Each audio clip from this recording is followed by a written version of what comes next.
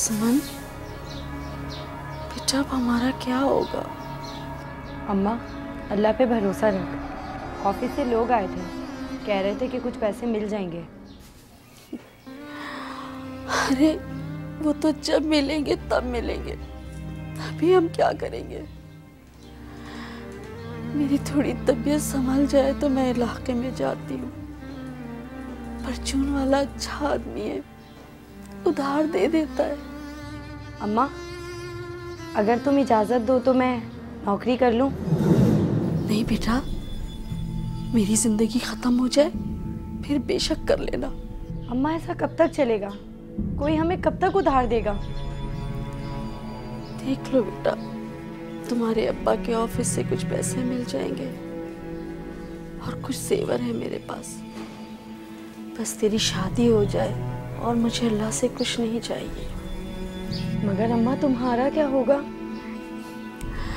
अल्लाह मालिक है बेटा, थोड़ी कट गई है, थोड़ी और कट जाएगी। कम से कम तेरे बाप के पास सुकून से तो जा सकूंगी ना, कि जो काम वो नहीं कर सके वो मैंने कर दिया। पता नहीं ऐसा होगा भी कि नहीं। अल्लाह मालिक है बेटा, देख घर में कुछ ना कुछ तो पड़ा ही होगा, वही बना ले आज।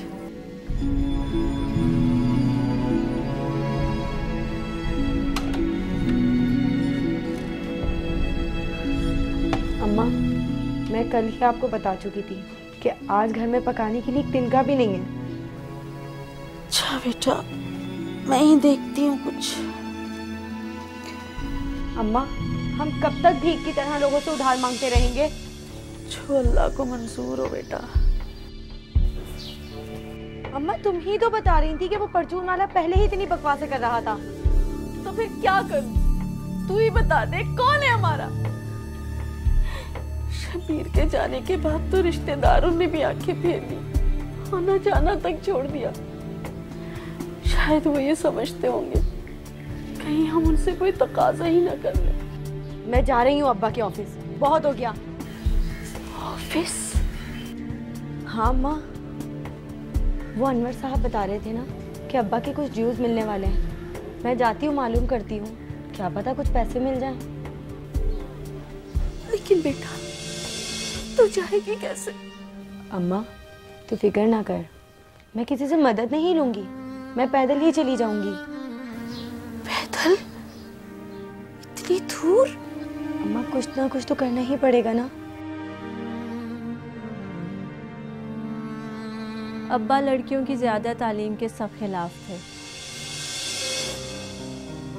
अब्बा एक प्राइवेट कंपनी में नायब कासद थे। उनकी आमदनी बहुत थोड़ी थी, घर का खर्च बहुत मुश्किल से चलता था।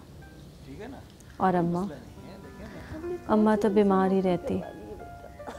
अब्बा की आमदनी का बड़ा हिस्सा उनके इलाज और दवाइयों में खर्च हो जाता। मैं शुरू से यही हालात देखती आई थी, इसीलिए उन्हें कभी तंग नहीं किया था। उस दिन भी अब्बा इसी आस पे ऑफिस गए थे कि ओवर टाइम के पैसे मिलेंगे और वो अम्मा की दवाइयाँ ख़रीद ले आएंगे।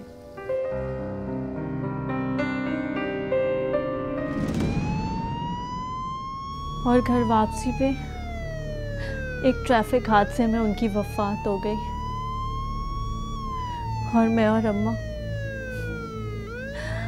इस जालिम दुनिया में बेआसरा रह गए।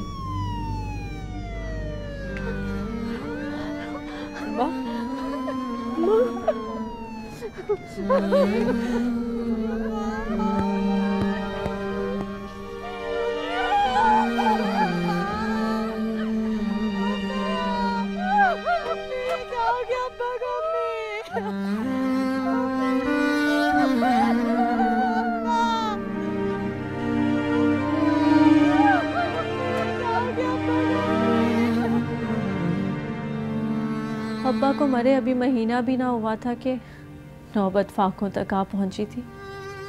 लोगों के असली चेहरे सामने आने लगे थे। क्या रिश्तेदार, क्या मोहल्लेदार, सभी को मेरा ख्याल आने लगा था। सब मुझ पे नजरें डाले बैठे थे। इसीलिए तंग आके मैंने फैसला लिया कि हाँ हाँ जरूर भाई, वो ड्यूज तुम्हारा और तुम्हारी वालदा का हक है, वो तुम्हें जरूर मिलेगा। आपकी बहुत मेहरबानी होगी अनवर साहब। आप यकीन करें कि हम लोग बहुत सख्त मुश्किल में हैं इस वक्त। हाँ हाँ मैं समझता हूँ, मैं पूरी कोशिश करूंगा और यकीन रखो कि जितना जल्दी मुमकिन हो सकेगा मैं तुम्हारा काम। वैसे अनवर साहब इस काम में अंदाजन कितना वक्त लग जाएगा? भाई देखो, जाहिर है शब्बीर भाई की 30 साल की नौकरी थी, तमाम चीजें बड़ी तफसील के साथ देखनी पड़ी। हमारे लिए तो एक एक दिन गुजारना भी बहुत मुश्किल हो रहा है। हाँ मुझे पता है, मैं जानता हूँ, समझता हूँ।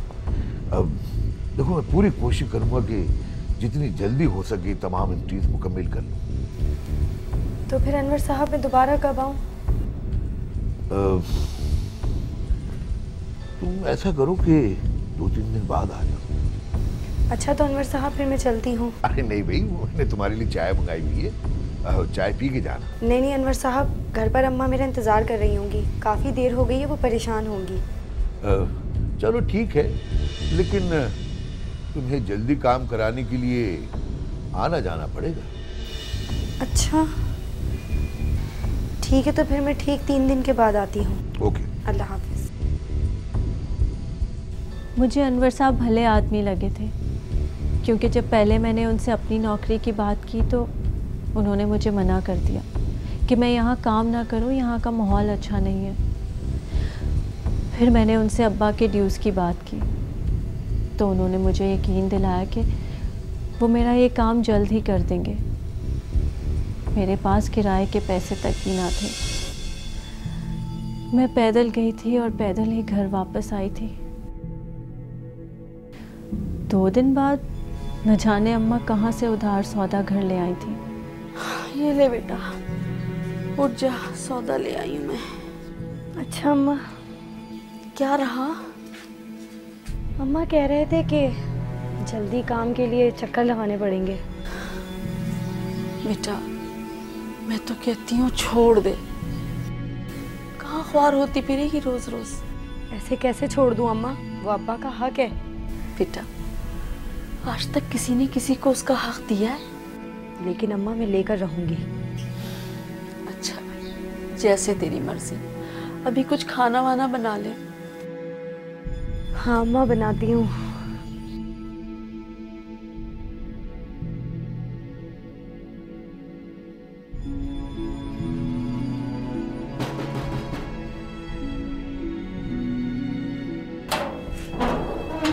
बात सुने, तुमने किराया देना है नहीं देना?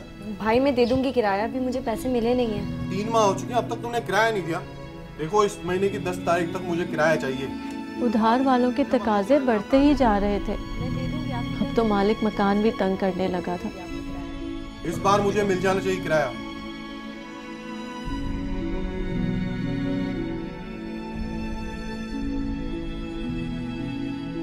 मैं कई चक्कर लगा चुकी थी अनवर साहब के पास, मगर उनका काम है कि मुकम्मल होके ही नहीं दे रहा था।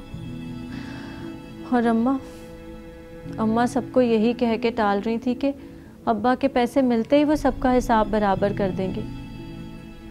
मुझे तो खौफ आने लगा था, अगर यही हालात 1-2 महीने और रहे तो न जाने क्या होगा। भाई मैं क्या करूं, मैं जब भी तुम्हारा काम लेकर बैठता हूँ कोई ना कोई अर्जेंट काम आ जाता है। अर्जेंट काम तो आपके जिंदगी भर ही आते रहेंगे, तो क्या मैं इसी तरह परेशान फिरती रहूं?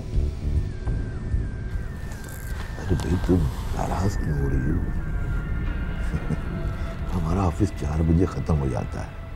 तुम ऐसा करो कि ऑफिस के बाद आ जाओ, हम दोनों देर तक बैठकर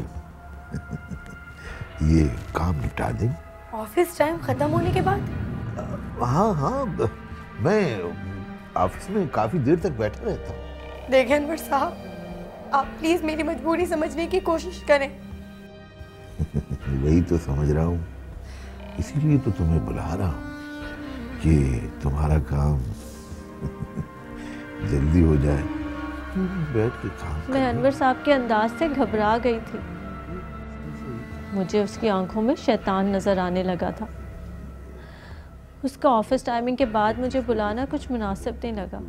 आप मुझसे इस तरह भी बात कर सकते, मुझे यकीन नहीं हो रहा अनवर साहब। इसीलिए मैंने फैसला लिया कि अब मैं ऑफिस नहीं जाऊंगी।